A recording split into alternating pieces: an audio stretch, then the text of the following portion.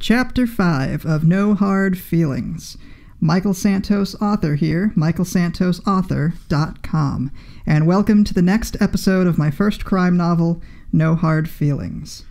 It's been a while since the last episode, because I've been busy working on two other writing projects that have come up, one of which is now concluding and turned in, and now the marketing begins, and another of which is just getting started and promises to be a very long and ambitious novel. So we'll see how that goes, and I'm sure I'll be talking about it on this channel at some point.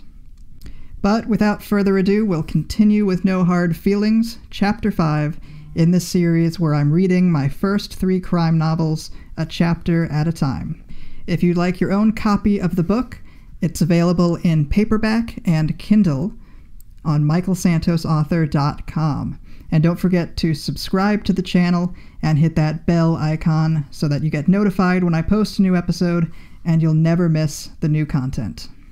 And that's enough shameless plugging. Let's get into today's episode, where we rejoin John Lundell and Ellie Harris as they investigate the person who burned down Purgatory nightclub. 8 o'clock at night, Lundell and Harris were halfway through their stacks of reports on the Purgatory arson when Malcolm Sinclair, the ATF special agent on the task force, came up and slapped Lundell's back. Sinclair was tall, well-built, mid-40s, black, with a shaved head and a handsome face. A former Navy football star. In spite of that, Lundell, an army boy, got along just fine with him. Sinclair was dressed in a dark blue suit with a white shirt and blue tie. He wore a wedding ring, but that didn't stop him from looking at Harris whenever they came to the field office. He was doing that now, running his eyes over her. Harris, with her hair down today and wearing a purple blouse. It seemed like she enjoyed the attention and would even look at Sinclair too. In fact, other than coffee, nothing would make Harris perk up like Malcolm Sinclair entering the room. But Lundell knew she would never act on it. She was happily married and had a young son, even though Sinclair had made it clear he would like to. He nodded a greeting at Lundell, then smiled at Harris, saying, "How you doing, Ellie?" "Fine, Malcolm," she said, "doing fine." "Both of you, grab your gear and come on with me," he said. "Got leads that need running down." Lundell stood up, pulled open the top right drawer of his gunmetal gray desk, and took out his badge and gun. Sinclair led them through the office, with its dark blue industrial carpeting, fluorescent lights, and coffee pot as overworked as the people who investigated the fires. The building was northeast of Uptown, 1-story, brick, with wide windows that let in sunlight and gave a view of North Graham Street. It was smaller than CMPD headquarters, an impressive Uptown municipal building made of concrete and glass down the road from the basketball arena. They came to a conference room with white walls, a long faux wood table, a projector screen, and a phone. Lundell and Harris pulled chairs and turned them toward the front of the space, where Sinclair already had the footage playing. "We got the surveillance video from the office of the apartment complex across the street," he said, pointing to the screen. Lundell looked up and saw Purgatory a few minutes before the fire, still standing and with no signs of damage. A tired building that seemed to show the abuse it had taken from the people who had used it as a drug den. Most places looked like nightmares after a fire. The homes, the legitimate businesses that had provided livelihoods. Even when there were no casualties, you could feel a loss of life when you stared at them. But Purgatory? Hell, it had been lost a long time ago. "It doesn't look much better than when we saw it in person," Lundell said, crossing his arms. "Don't focus on the club," Sinclair said, "so much as the alleyway that comes up the side and behind it. You see?" He pointed to the right edge of the screen, to a concrete slip that fed to the back of the place. Then he played the footage, and Lundell saw the 2 bouncers letting some people into the club and sending others back into the line that littered the sidewalk out front. Dance strobes were visible through the club's windows, looking like twinkling stars in the graininess of the CCTV. Lundell narrowed his eyes when he saw a black Audi enter the frame and turn down the alley. He couldn't make out the number of occupants, but was willing to trust Max's statement on that. Nobody in line seemed to pay the car any attention. Nobody had known what was about to happen. The Audi disappeared behind the club, and Sinclair hit rewind and then froze it on the image of the rear of the car, two red taillights against the grainy dark of the video. "Look at the timestamp," Sinclair said. "That same vehicle leaves the alley approximately 12 minutes later, but this is the shot we need." He zoomed in on the North Carolina license plate. Every digit was legible. Then he fast-forwarded to the car pulling back out and turning onto Wilkinson. The security camera just caught the plate again as the Audi passed, and hell, Lundell saw the digits were different. Harris sat up in her seat. "Your CI got it right, John. 2 plates. Did you already run the 28s on them?" "Yeah," Sinclair said, "and only the second one came back. The car is registered to a Paul Byrne, 32, leases an apartment in Eastway. Lundell, I've got the address for you. I want you to go and check it out." Lundell nodded. "You know I will. How about a 29 on Byrne?" "We checked his record. No active warrants or priors in Charlotte. NCIC did show a fall for armed robbery several years ago. But it was in New York, and he's been clean since. Maybe not anymore. Your CI is a reliable source, right?" "Max? Yeah, I've worked with him in the past. So is the DA's office. His statement will be more than enough for probable cause." "Then I need you to go and get a couple search warrants signed by the duty judge. Pay Byrne a visit." "And Ellie," Sinclair said, grinning, something he did a lot when speaking with Harris. "Anything on your end?" "I was planning to go to the ME's office in about 10 minutes, take a look at the autopsy report. Oh, and the crime lab called too, saying they have info on our Vic. I'll be talking to them after." "They ID the body?" Lundell said. "Let's hope so. I could use a productive night." Sinclair pointed again to the image of the club, saying, "Meantime, I'm going to call the Fire Research Lab in Beltsville, my old stomping grounds in Maryland. See what they can tell us about the accelerants, the epicenter, whether they want to recreate the scene up there." Lundell stood and pushed his chair under the table.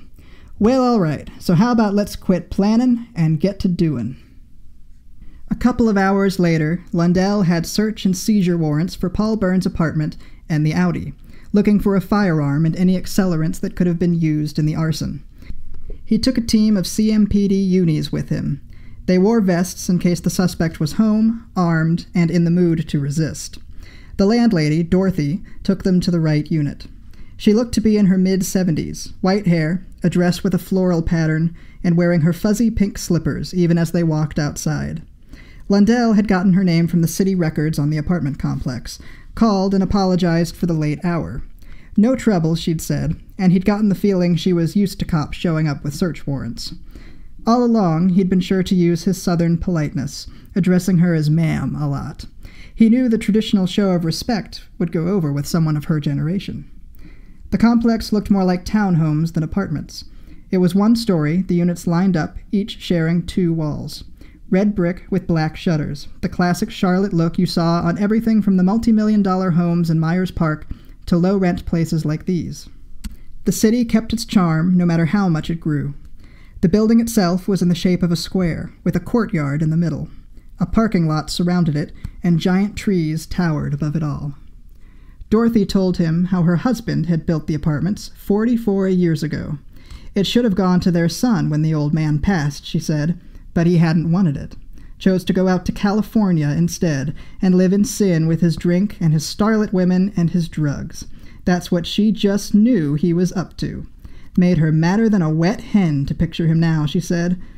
Lundell did a lot of respectful nodding, kept saying, "Well, that's terrible, ma'am," and "Shame your son forgot how he was raised." At that one, Dorothy smiled and said Lundell was damn right it was a shame. She'd let the boy know just how big a shame it was, too, he ever come back east. They reached the unit with the black S3 parked out front. Dorothy knocked on the door, saying, "Paul, it's your landlady. Open up if you're home." Said she'd seen Byrne get on a bus earlier that night. He did that sometimes, going who knows where, and he always came back the next day, never uttered a word about it. She didn't like it one bit. They kept trying for several minutes, then she unlocked the door. The unis went in, except for one named Carmichael, who stayed alongside Lundell and Dorothy. "I wonder if you'd confirm some information for me," Lundell said, holding up a copy of the man's ID photograph. "Is this him?" Dorothy nodded. "How long's he been here?" "Oh, about 3 years. Always pays up on time, helps me maintain the garden in the courtyard. I keep telling him, I say, Paul, you need to get out of my building and find you a wife. You'd be good at being married. I told him 1,000,000 times. I wish I'd had a daughter. I'd set them up, instead of that no-good son of mine. Do you know if Byrne was home last night, or if he could have gone somewhere? He heard his voice become even more southern, the way it often did when he spoke to another person blessed with the accent. Well, no, I haven't even talked to the boy in, 4 days it's been. Only seen him from my window, working his 2 green thumbs in the courtyard every morning. You didn't see him leave, or pull that Audi back in? No, and if it was late at night, then I was in bed. She winked at him, smiled, and struck a pose like a runway model. None of this happens without my beauty rest. My late husband would tell y'all as much. Lundell grinned back at her. Beauty rest aside, ma'am, you seen anything suspicious on the property lately? Last week or so, maybe 2? Detective, few of my tenants are angels. You ain't the first boy in blue to visit one of them. I imagine there's always something suspicious going on here. But they pay their rent, and then I pay my taxes, and then y'all police show up and carry them away. Yes, ma'am, Lundell said. That sounds about right. A uni came back out and said they were all clear to enter. Paul Byrne's place was Spartan. The door opened into a dark living room. There was a tan leather couch, a pine coffee table, and no television. A kitchenette and a door to the bedroom made up the other side of the space. 2 large bookshelves packed with a small library stood where Lundell imagined the TV would have gone. Byrne kept a collection of classic literature, everything on the high school reading list, and then some. A leather-bound edition of Paradise Lost caught Lundell's eye, it being the thickest. Then there were 3 different versions of the Bible, one Catholic, a King James, and the third in modern English. Lundell had the unis start in this main area, Dorothy watching and sometimes saying something else about her son. There were no family photos around, no mail left out, and no papers with helpful information Lundell could have used. Paul Byrne's bedroom was much the same, with no personal items like pictures of people close to him. The apartment seemed intentionally sparse, like it had been designed so as not to give away anything about the man living in it. Who the hell was this Paul Byrne? He returned to Dorothy while the uniforms conducted their search. Ma'am, how does Paul make his living? Her face lit up, hearing ma'am again. Well, she said, he told me he worked in banking for 10 years up on Wall Street. Did well for himself and wanted to take a few years off. Came down to North Carolina. Gave me proof his financials were in order when he signed his lease, and he never has had any trouble getting me my money. A New York boy, huh? Charlotte's full of them, seems like. 30 years ago, everybody I talked to was from here. Now I talk to people, I ask them if they're Charlotte people, and they say no, we're from New York. Or they're from Chicago, or wherever. The city's gotten so big, still friendly, full of people who wave at you, you drive by their houses. It's still Charlotte, and I'm still here. Yes, ma'am, I know what you mean. Tell me, does Byrne keep a weapon on the premises? If he does, he wouldn't tell me. I prohibit firearms on my property. It's in the rental contract. He ever mentioned family, friends? I shared he was an only child once, she said. So I asked him, I said, was he close with his parents? Only children usually are, what I know. Well, except my son. And what did he say to that, ma'am? He said sure, he called home sometimes, talked to his mama. Didn't mention his daddy, I can recall. But I could tell Paul is a sweet boy, calling home like that. Lucky mama his to have that kind of boy. That's why. Exactly what trouble is he in? Lundell put a hand on her arm to reassure her. I don't fully know yet, but I want to talk to him is all. Find out if maybe I can help him. Then Dorothy took his arm and put hers through it. She led him to a screened door opening into the courtyard from the kitchenette. Right in the center of the garden, bushes erupted out of 4 large pots. It was hard to make out colors in the dark, but Lundell thought he saw red flowers. Dorothy pointed to these bushes, saying, Now, I'll tell you just how sweet that boy is. He said to me one day, could he help me take care of those rose bushes of mine in the courtyard? And I told him, why yes, they're finicky plants and that would be a help and a half. And do you know, he come out here every day since then, taking care of these bushes, these right here. Lundell said, Mr. Byrne sounds like a very nice man. I'll do what I can to help him. Well, good, because I don't know what I'd do if he went away. I can garden, have since I was about 10. But Paul, that boy just plain has a way with roses. Carmichael started in the living room with the rest of the detail unis. They took the cushions off the couch and searched it. They turned over the coffee table and went through every drawer and cabinet in the place. Then Carmichael went over to the bookshelf that John Lundell had been staring at before the landlady led him outside. Something about the rows of books had caught his attention. Might have been nothing, but why not follow his instinct? Lundell was a good detective, what she'd seen of him. He could talk to just about anyone. Witnesses, suspects, elderly landladies. He was known for his laid-back style, that cool-headed country boy vibe he gave off. He always tried to do the right thing, which was infuriating to watch. He must have been the ideal patrol officer, able to handle stressful situations without going off on somebody. Some of the people you dealt with as a uni, hell, Carmichael couldn't take their crap. Didn't have any patience for the crazies she'd encounter on call-outs, like a guy sitting outside a house saying he was dating the woman living there. But this woman had never seen him before and was about ready to blast him with a shotgun when Carmichael pulled up in her radio car. Then there was the lady with no shirt on walking her dog at 4 in the morning, right on the side of South Boulevard. Carmichael asked for her name and date of birth. The lady didn't have ID on her, but said she was Rexella and the dog was Lily. She gave the same last name for both of them, one of those annoying pet owners who treats the animal like kin. Carmichael checked for Rexella's info in the PED database and got nothing. Then figured what the hell and entered the dog's name with the same birthday. NCIC said the mutt had an active bench warrant. The lady had switched up the names, maybe on purpose, thinking it would keep her from getting arrested. Yep, crazies. But Lundell, he could speak to somebody and relate to them and get them to open up. She didn't understand it. Lundell might have talked with that lady about puppy breeds or some crap for a few minutes before getting down to business and seeing who she was. And damn if she wouldn't have told him, too. You didn't become a good detective without being a good patrol cop first. It's where you learned the streets, how a city lives and breathes. Carmichael didn't see any chance of advancing. So she'd found a second job working for Jack Vignali, and it paid a whole lot better than carrying a badge. Now she cleared the books from Burns' shelf and saw that there was nothing hidden behind them. Then she flipped through each one, looking for scraps of paper or anything Byrne could have hidden in them. She found a sticky note in the middle of the copy of Paradise Lost. Maybe Byrne had used it as a bookmark. There was a name scribbled on it, Lewis Hogan, and underneath that, an address on Wilkinson Boulevard. She knew of the man, and not through her police contacts. He was a criminal fixer, a guy who helped crooks in trouble. He also ran a motel. Rumor was he used it to harbor fugitives. It was a good setup, since CMPD had never taken notice of Hogan's little operation. He was the kind of guy Byrne might turn to. Carmichael pocketed the sticky note and placed the books back on the shelf. Lundell was coming over to her now. Anything of interest? She said no, didn't find a thing. Byrne keeps this place empty. How about you join the search in the bedroom, then? Carmichael followed the order. She already had what she needed. Lundell's problem? He was too idealistic. Sure, he was a model detective, but even after all his years on the force, seeing all the terrible things that went on in the underbelly of the big city, he still believed in justice.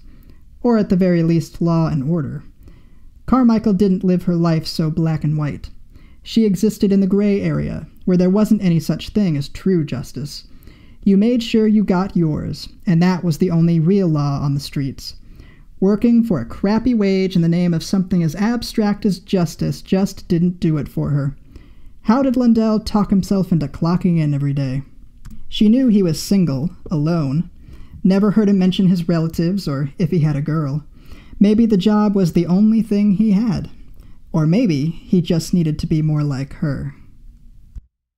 The Apostle watched the police and Dorothy leave his apartment. The plainclothes cop gave the Audi's doors a final try, said something to Dorothy as he did it. Probably that they'd be towing the car. The police could have it, though. The Apostle would be sad to see his custom ride go. He'd emptied it out, uninstalled his special holster, something he did after every job just in case. Now he sat across the street, hidden in a thicket of landscaping out front of a doctor's office. The old woman probably gave the cops his name. The police would pull him up on their computers. He'd taken a fall before and knew he was in their database. Got collared after holding up a liquor store in the Bronx. Did 2 years for it. Back when he'd been young and green. But what could they possibly have on him this time that he couldn't shake? He knew how to hide, had a contact who would help him with that. And who would the police put on the case? Homicide for the schlub's body? The Apostle had dodged murder investigations before. Arson? That would be a new challenge for him, like the job itself had been. Or maybe the feds would be all over it. And was he prepared for that battle? Problem was that the cops were on him at all meant he'd slipped up somehow at Purgatory. Had somebody inside seen him? No, couldn't be. He'd fired the gun out of the crowd's line of sight. And he'd dumped the guns and jerry cans, gotten rid of all the evidence he knew of. What about pulling back onto the road then? Maybe he'd been seen in the car. He could have missed a person across the street with a view of the club, somebody who blended in on the boulevard. Or he'd simply been picked up on a surveillance camera. He'd lost his fake plate somewhere on the way back. Maybe a bump had shaken it loose, he wasn't sure. Had a camera captured the real one underneath? It didn't matter. He'd already decided to go underground, thinking Jackson and Vignali might be after him. Better that than go in the ground, be on the receiving end himself. And that was Chapter 5 of No Hard Feelings. I hope you enjoyed today's episode. Again, if you'd like your own copy of the book, they are available on MichaelSantosAuthor.com. And if you did enjoy this chapter, hit that like button for me. It really does help me out. And don't forget to subscribe and hit the bell notification so you'll be aware when Chapter 6 is uploaded. Thank you all so much for tuning in, and I'll catch you next time.